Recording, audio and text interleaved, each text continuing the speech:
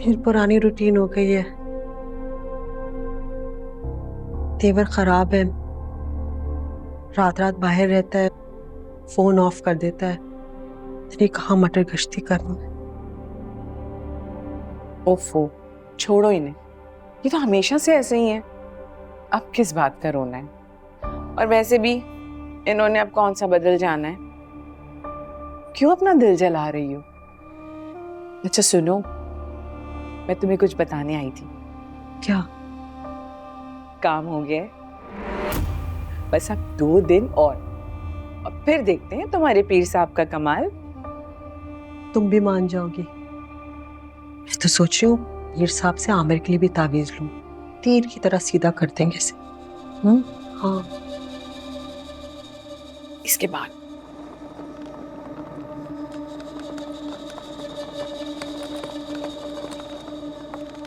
अरे तुम ये सब क्यों कर रही हो? तुम्हें मना किया था, कोई मुलाजमा थोड़ी हो। सर, जिस तरह आपने सब घर वालों के सामने मुझे डिफेंड किया, बहुत अच्छा लगा मुझे। लेकिन मुझे अपनी औकात नहीं भूलनी चाहिए। आफ्टर ऑल, वो तो मैं एक सर्वेंट ही। ऐसा क्यों बोल रही हो? तुम्हारे में और दूसरों में बहुत फर्क है।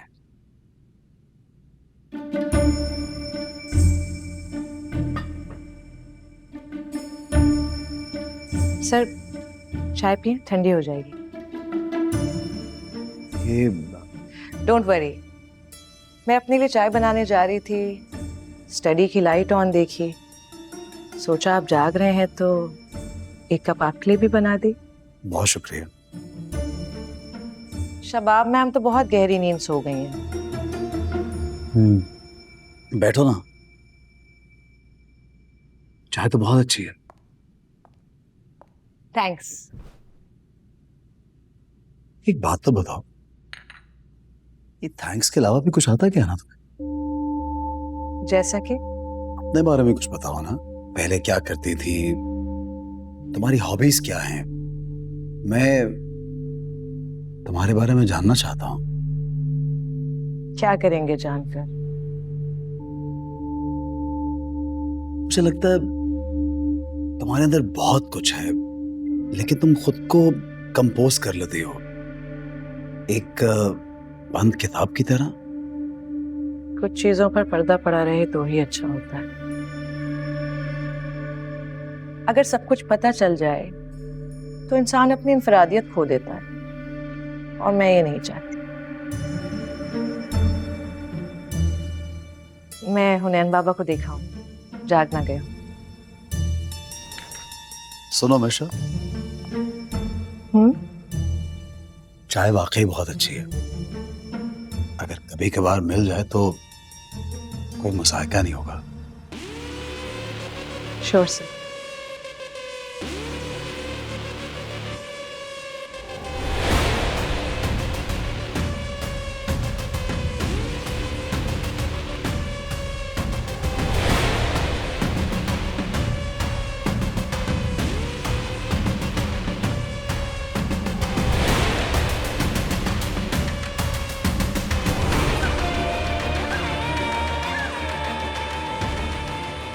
कुछ तो है इस लड़की में।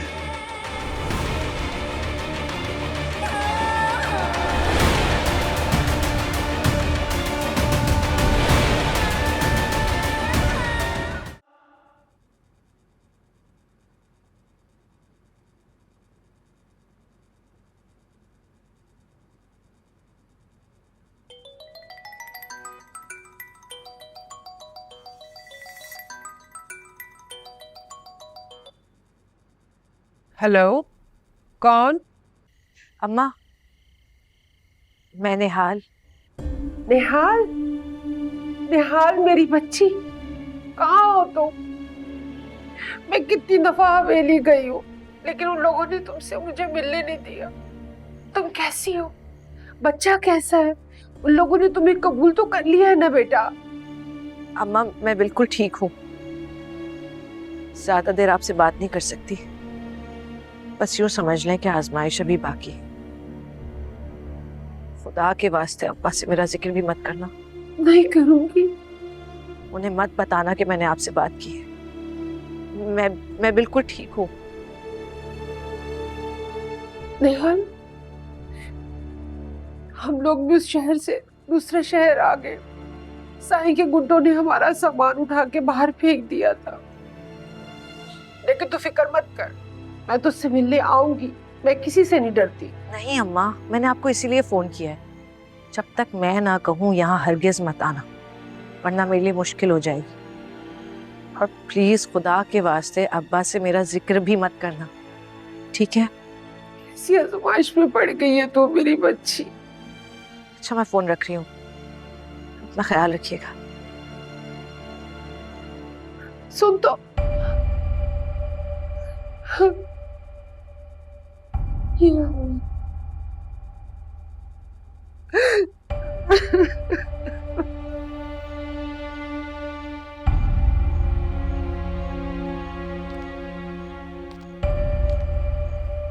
आधी रात को छुप कर किससे बात कर रही है? इस तरह छुप के दूसरों की बातें सुनना बदतहजीबी कहलाती है। दूसरी बात, मैं आपको जवाब देने की पाबंद नहीं। जवाब दे दो तुम हो। आधी रात को छुप कर किसी से बात करी, इरादे नेक तो नहीं हो सकते। यकीनन कोई गलत काम करने का सोच रही हो। जिनके दिमाग में गंदगी भरी होती है ना, उन्हें हर कोई गलत दिखता है। हद पार कर रही है। मैं अपनी हद अच्छी तरह से जानती हूँ। बेहतर होगा मेरी जासूसी करने के बजाय आप यहाँ से चलती फिरती नजर आए। जिस दिन से तुम यहाँ आई हो, मेरी आंखों खटक गई घोड़े की तरह। कौन हो, कहाँ से आई हो और इरादे क्या हैं? बाकी घर वाले तो अंधों की तरह एतबार करें तुम्हें, मैं अंधी नहीं हूँ। अब खामखा अपना वक्त जाया कर रही है, कुछ हासिल नहीं होगा।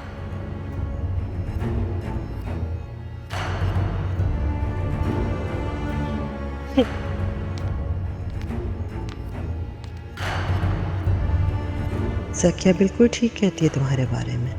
तुम्हारे पर काटने का वक्त आ गया है आया जी। उफ, बाल बाल बची हूँ। अगर इसको जरा भी शक हो जाता तो न जाने क्या हो जाता।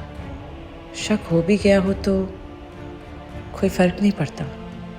जब तक कोई सिरा हाथ आएगा तब तक बहुत देर हो चुकी होगी। पापा ठीक कहते हैं, मुझे बहुत मोहतात रहने की ज़रूरत है। हाँ भाई, क्या हुआ? कुछ परेशान लग रहे हो। वो जवाब है, एक्चुअली मुझे कुछ रकम की जरूरत थी। अभी 2-3 दिन पहले तो तुम्हें इतनी बड़ी रकम मिली है, अब अचानक से क्यों जरूरत पड़ गई तुम्हें? हाँ जी, वो दरअसल में ज़किया की बर्थडे है तो मैं सोचा था कि उसको कोई सरप्राइज गिफ्ट लेके दे। तो अपनी जेब से क्यों नहीं देते? हर महीने तुम्हें एक माकूल रकम मिलती तो है। क्या करते हो उस रकम से? कहीं अपनी हरकतों में वापस तो नहीं उतारा? अरे नहीं नहीं जवार भाई, वो सब तो मैं छोड़ चुका हूँ। अब शर्तें नहीं लगाता। ठीक है, तुम्हें शाम को मैं कुछ रकम दे दूंगा। बस याद रहे, जिस काम के लिए ले रहे हो उसी काम पर खर्च करना। समझ गए ना? जी जवार भाई, थैंक यू।